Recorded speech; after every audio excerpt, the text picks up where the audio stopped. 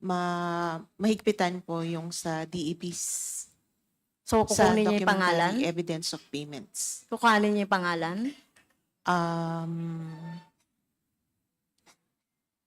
Possible po na pag hindi namin ma-verify talaga yung name is i-end na po namin sila. Ano ibig sabihin? Okay. END. I-part po Okay. na ng Thank notice you. of disallowance. Okay, thank you. At saka ito din kung existing itong mga pangalan na ito. Opo. Okay, so 16 million din yan. Okay, next. Kumusta po si Attorney Lopez? Kasi tayo kayo ng tayo. Understandable naman kung meron kayong dito, no? Scoliosis, At, Your Honor. at sa loob ng 9 na oras, very cool din kayo sa Thank you. pagsagot. Thank you. Okay, so tayo po, ginagawa lang natin yung trabaho natin. So naintindihan po natin yun, di ba, attorney? Yes, ma'am. We Okay. understand. Dito sa letter, alam nyo, parehas talaga kami ng line of thought ni General Acop Representative Acop, yung mga tanong niya, natatanong niya na dito sa letter na ito. Except for doon sa binanggit yung pangalan ko. Okay, so ito doon sa fourth, in-emphasize pa, Madam Chair, Mr. Chair, for the sake of exposure. Ang tanong ko lang kay Attorney Lopez, Mr. Chair, napapanood niyo po ba ako or nasusubaybayan niyo po ba yung mga nire-raise ng representasyong ito sa mga budget hearing? Hindi po lahat, pero may mga instances, Yes. Your Honor, Mr. Chair. So nasusubaybayan niyo po ba yung posisyon ng Makabayan Black sa confidential funds? Yes, Your Honor. Ano po yun, kung alam niyo? That certain agencies should only be given, should only be allotted confidential funds. Not all agencies. Am No. I right? I'm sorry. Medyo kulang. So, ang posisyon po ng Makabayan dyan, pati ng kinatawang ito, ay i-abolish talaga ang confidential funds. Dahil, eto na nga, no? This is it. Nakikita na natin kung paano nagagamit, no? O paano siya nami-misuse. Based naman dito sa mga nakikita na natin. Okay, so sinasabi ni Attorney Lopez, Mr. Chair, for the sake of exposure. So ano po yung ibig sabihin bakit parang in-emphasize nyo pa na ako ay ni-raise ko itong confidential fund for the raise of exposure. Anong tingin nyo mapapala ko na i-raise ko to for the sake of exposure? Respectfully, Your Honor, Mr. Chair, may I be recognized? You're recognized, Attorney Lopez. Thank you, Sir Chua. Ma'am, as mentioned earlier, the letter that we have submitted is a mere request to the Commission on Audit. Yeah. It is a simple statement of our position, given that there is a ongoing audit investigation on the confidential funds. No, you are not responsive, Mr. Chair, okay. doon sa tanong ko. So anong mapapala ko lang doon sa sinasabi nyo at in-emphasize nyo pa for the sake of exposure. No? The only purpose mentioned is to expose to the public the use of confidential funds. So the only purpose ay expose ko lang yan? Tingin mo wala akong dahilan bakit natin nire-raise itong confidential funds? Hindi naman po, Your Honor. Ito lang po yung position namin as an office. Hindi naman namin sinasabi na wala po kayong purpose. Except, To expose it. no, in this case kasi, Your Honor, the premise is that hindi pa po final yung findings ng audit investigation. So, we feel that it was not the right time to release it because it was inconclusive. It was not final. Yun naman po. But it is not to say, Your Honor, that you have no purpose. Yes. Really, at the Oo. end of the day, meron po kayong position. I understand that as member of the Makabayan. Makabayan, sorry, Your Honor. Makabayan Block. Yes. As member of the Makabayan, mula pa nung panahon ni former representative sa Turo Ocampo, against na kami sa mga confidential funds, sa mga iba't ibang funds na walang control, no, yung ating taong bayan. Kaya yung pag-expose natin ng confidential funds, hindi lang yan sa panahon namin. At nakita naman natin yung mga experience niyan. Instead, di ba, kung meron tayong confidential funds, ibigay yan doon sa mas tangible na mga projects, mapapakinabangan ng taong bayan, 'di ba? So, yun po yung ano namin doon. At hindi yung dahil in-expose lang natin. Kasi meron din kasing statement si Vice President, with due respect, na ginamit itong confidential funds, no? At napag-usapan namin with the speaker. Walang ganon. For the record, Mr. Chair, no? Walang ganon na etong confidential funds, kaya daw in-expose ni France o kaya in-expose ng Makabayan dahil meron kaming kontsabahan ng speaker or leadership. Walang ganon, no? Nakita niyo naman, no? Bakit natin expose ito? Dahil may nakita tayong notice of disallowance at bukod pa dun sa purpose natin na syempre hindi dapat nagkakaroon ng confidential funds. So, yun po, no? Para on the record, malinaw lang yung posisyon ng Makabayan at ng kinatawang ito dito sa confidential funds at walang kinalaman si Speaker, with due respect, no, kung bakit namin ini-expose yung confidential funds. O baka naman isipin na naman ni Vice President na pinagtatanggol natin ng Speaker. Wala pong ganon. No? Dito sa Kongreso, magkakaiba man kami ng position dito sa Kongreso, we respect each other's political position, political belief, no? So, talagang gano'n na, kasi iba-iba talaga pinanggagalingan. Okay, so gusto ko lang malaman, gusto ko lang di ba? Gusto ko lang din dinawin yung point na yon. Well,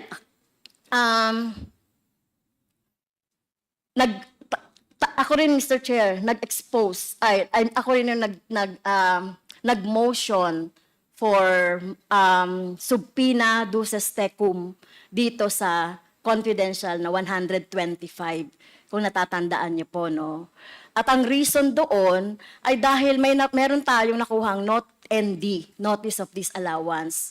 At tama naman, at tingin niyo ba, may karapatan ang mamamayan na malaman nila itong pinagkakagastusan ng confidential funds. Na sinabi ko naman doon sa, when we hear the budget of the COA that time. Your Honor, the agency errs on the side of prudence because according to the JC Memorandum Circular, this is information that is only given to certain agencies. Yun lang naman ang Yes. position namin.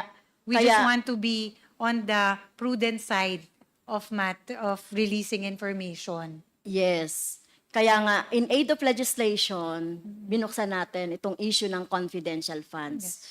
Wala pa ang VP, wala pa ang OVP, ay issue na natin itong confidential funds. Kaya gusto natin talagang mabago, no? Yung pagtingin dito sa confidential funds. Okay, Mr. Chair, nung tinanong natin during the budget hearing of the OVP, yung tungkol sa, ako yung first na nagtanong doon sa budget hearing ng budget ng OVP. Did you remember that, Mr. Chair? Nandun ka sa likod ni VP. Opo, Oo, yes, nandun yes. ka sa likod ni VP. At talaga namang hindi ako satisfied kasi wala naman siyang sinagot. 2 linya lang yung mga sinabi niya, di ba? So, hindi ako satisfied talaga. Okay, Mr. Chair. So, yun lang, no? Gusto ko lang linawin yung ano ba yung position namin sa confidential funds? Ano ba yung papel dito ni Speaker? No, walang papel whatsoever si Speaker doon sa pag-ano namin, pagbusisi namin sa confidential funds. Hindi lang naman OVP. Kung mapapakinggan nyo ko, ang Makabayan, hindi lang confidential funds ng OVP ang kinikriticize namin. Tama? Okay, so, Mr. Chair, kanina pa kasi, na tinatanong natin si Attorney Lopez na sinasabi niya parang wala siyang alam sa confidential funds. Not until na sinabi ng ating si DS Suarez, yung tungkol dun sa dalawang letter. Na ang ibig sabihin, meron siyang alam kahit papaano dito sa confidential funds. Pero kung di pa binrot out itong letter na to, na talagang kayo yung nakapirma dito, ay talagang mukhang pangangatawanan ninyo, no, na wala talaga kayong alam. Tama ba yung impression ko? Your Honor, wala po talaga akong alam as regards the disbursement, utilization. Hindi. Hindi yun. Yung the whole, yung confidential funds. Kasi parang sinasabi mo kanina na labas ka doon sa confidential funds. Kasi from budgeting, kasi tinanong ko nung last meeting, si Mr. Tendo, Rabago, napag-usapan naman talaga ito, no, yung 125, na pagre-request, no, nung 125. So may alam ka doon. Siguro ma'am, for the record, Mr. Chair, Your Honor, Mr. Chair. Yes, Oo. please continue, Ayun lang Attorney po yung Lopez. point of clarification. Ang point of clarification is that I am aware that in the budget of the OVP, meron po tayong confidential funds.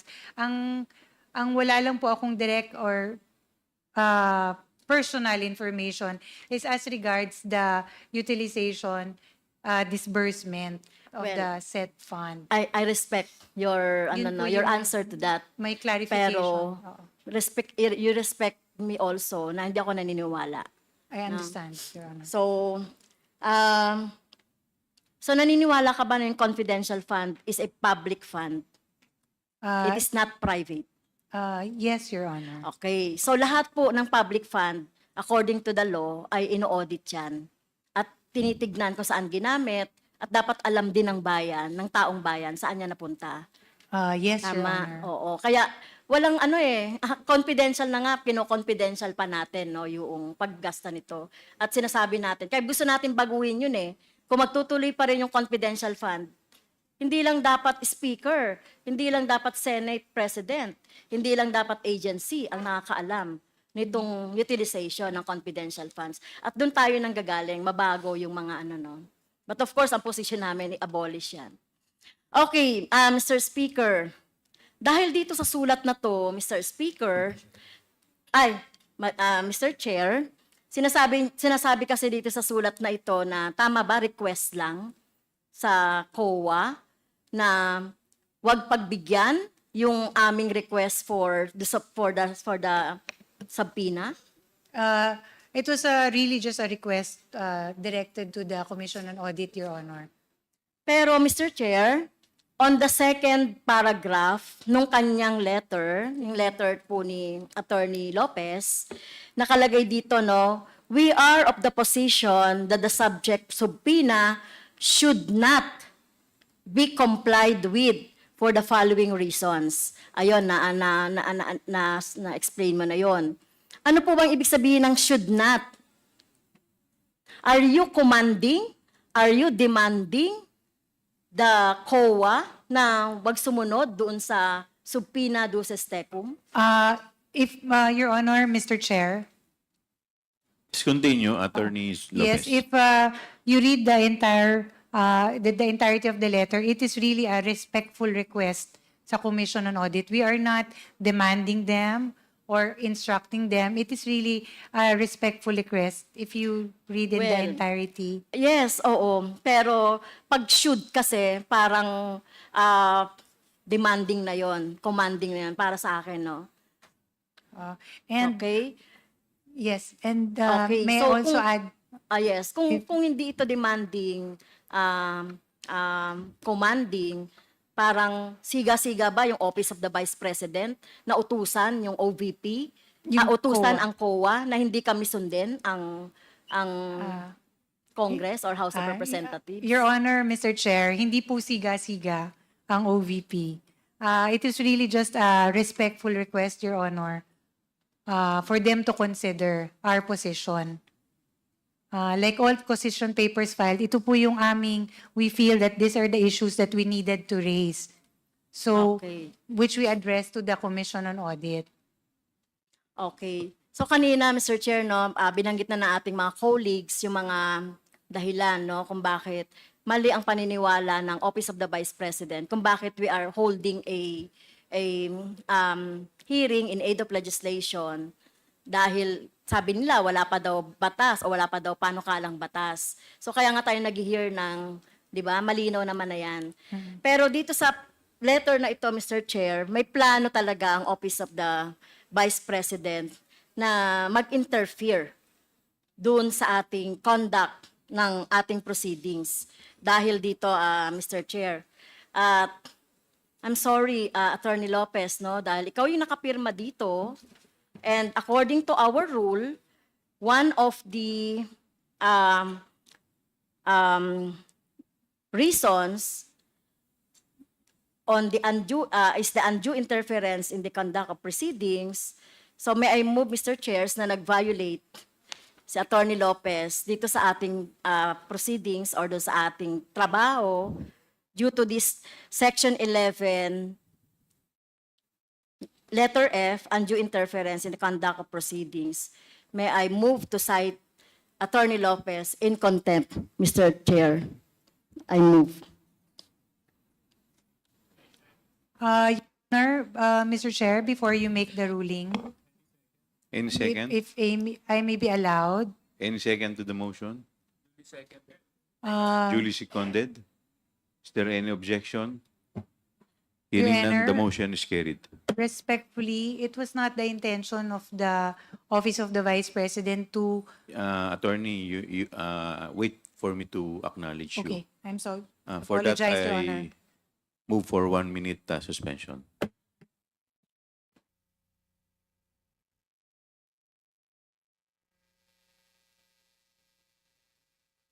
Yes, Attorney Your Honor, Mr. Lopez. Chair, I would like to seek an reconsideration, Your Honor, of that recent resolution to cite me in contempt, Your Honor. For the record, it was just a respectful request to the Commission on Audit. There was no intention, Your Honor, to demand from them or to order them or to commandeer them into something that they did not want to do. It was really something that we requested of the Commission on Audit, and at the end of the day, it is still the Commission on Audit who will decide best, Your Honor. And on another matter, this is a personal note for the Congressman Franz. Ma'am, I truly apologize if there was something in that letter that slighted you on a personal note. It was not my intention, Your Honor. I deeply apologize, and I wish and I hope you would consider my apology. This is my personal apology, ma'am. And I would like to request to the members of the Honorable Committee to lift that contempt order or to reconsider and grant my request, Your Honor, not to cite me in contempt. Maraming salamat, Your Honor, Mr. Chair. What is the pleasure of Congresswoman Franz Castro?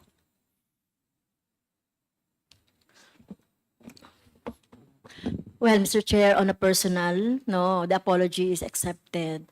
However, in the totality of the discussion from 10 o'clock up to now, nakita natin, Mr. Chair, no, very evasive, yung mga sagot ni Attorney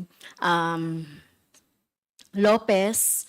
Tsaka nakita talaga natin na itong letter na to, hindi lang itong letter na to, Mr. Chair, yung totality talaga ng mga discussions pa kanina. Yun yung dahilan bakit natin siya gustong nag-move tayo na to cite in contempt. Kaya, Mr. Chair, I stand by my motion, Mr. Chair. Okay, since we have already cited Attorney Lopez in contempt, the question now is the period. So what is the pleasure of the body? May we know from Congresswoman Franz Castro? Since maximum naman, Mr. Chair, no, na penalty natin dito is 10 days, considering the health no nung ating resource person. Nakita naman natin siya kanina, no. And naging matyaga naman siya din sa pagsagot sa atin. So, we will have the next meeting on November 25, Mr. Chair. So, I move na until November 25. which is on Monday. Yeah. Okay. Is there any second to the motion? Second. Duly seconded. Is there any objection?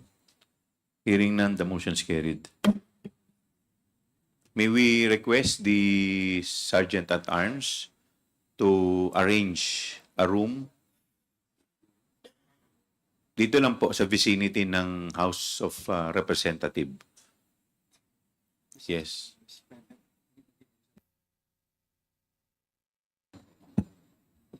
So, with that, meron Chairman, yes, the Chair would like to recognize Congressman Paduano. Chairman, ganito lang po. Of course, si Attorney Lopez has asked for the lifting of that contempt order by this committee. Attorney, while this committee has decided to stand by what the majority of these members, the members of the committee, to cite you in contempt, still you have your right to appeal, no? Kahit bukas po. That's the right of every resource person or witnesses being cited in contempt. And second, I'd just like to clear that the maximum of 10 days, because the violation is of Section 11, Paragraph F, which is undue interference, and under Section 12, maximum penalty for that is only 10 days. No, so E and F lang naman yung 10 days. But of course, the malinaw po na yung ruling will be automatically lifted on Monday, no? Upon resumption of the hearing. Now, Mr. Chair, ito lang po, anyway, yung rights ni Attorney Lopez, malinaw naman po sa kanya. Attorney, kasi ganito yung sitwasyon. Attorney Sanchez, this will be also Lopez and Sanchez. Lopez. And Sanchez, because you're the most highest, both of you are the most highest official representing OVP. Kasi ganito po, since the travel order travel order of those persons no cited in contempt, particularly the Fajarda spouses, Miss Acosta and Ortonio, since the travel authority order will end on Friday, tama, 18 to 22 kasi, will end on Friday, and the next 2 days, weekend. But on a regular situation, on a regular practices, no, in office, Monday, they should report, diba? And I hope you can bring them, no, on Monday. On Monday. Tapos yung question of their plea to lift the contempt order, pag-usapan na lang dito by Monday rin. For as long as nandito sila. Kasi para matapos na to, and this might be the last hearing kung nandito sila by Monday. Baka kaya na nating tapusin. No, ang malaga kasi dito yung tatlo eh. Ay yung apat, no?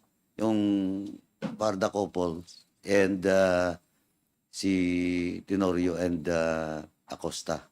So can you guarantee us, Attorney Sanchez? Sanchez, kasi si Attorney Lopez is nandito eh, sa House. Can you guarantee this committee that you can bring them on Monday?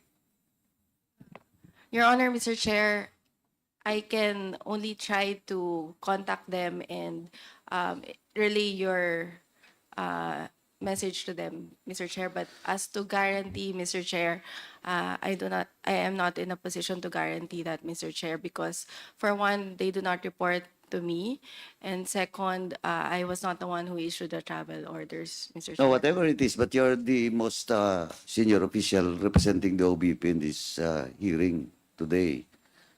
At sabi ko na nga, kung wala tayong tinatago, bakit hindi sila pumunta dito? Di ba by Monday? Di ba ganun lang yun? At least, pag-usapan na rin yung contempt order sa kanila. For as long as they will answer all the queries raised by the members of this committee, tapusin na natin to. Monday. Yun lang po sana. Para matapos na tong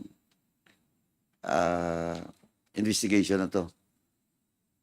Ako kasi personally, naiwan na lang sa akin yung BTR na lang eh. Policy question po. Tsaka yung sa COA. Well, in fact, I have already manifested that just this evening with regards to BTR, the Public Banding Law, tsaka yung MC 97-002. So, attorney, please. Kasi magre-report din yan, supposedly, kasi nasa central office sila, dapat magre-report sila, di ba? Yes, Mr. Chair, once I report to the office, Mr. Chair, I will inform them, Mr. Chair. Thank you, Mr. Chairman.